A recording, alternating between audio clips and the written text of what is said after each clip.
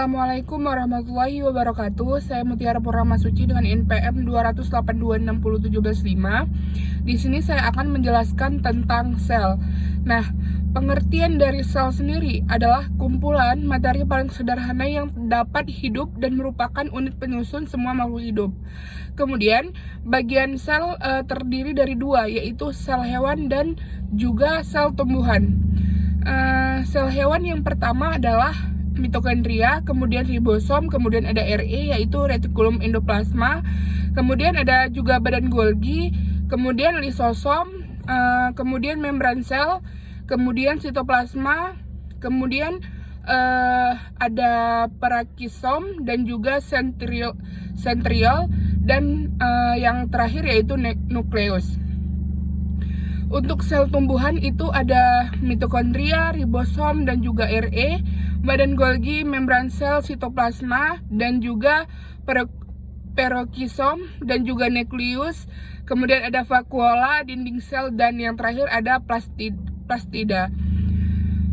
Kemudian untuk macam sel itu ada dua, eukariot dan prokariot. Untuk respirasi terdiri dari dua, yaitu aerob dan anaerob.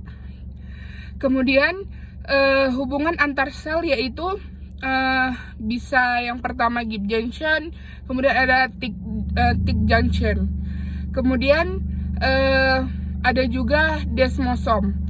Untuk pembelahan sel itu terdiri dari dua, yaitu mitosis dan juga meiosis.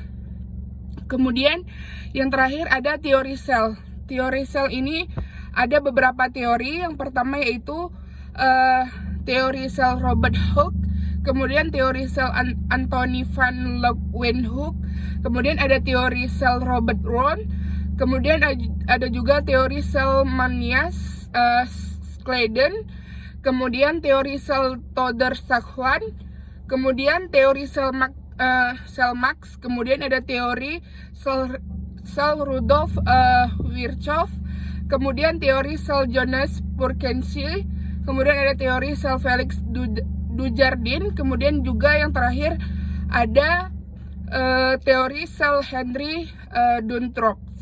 Mungkin sekian penjelasan dari saya. Lebih dan kurang saya mohon maaf. Assalamualaikum warahmatullahi wabarakatuh.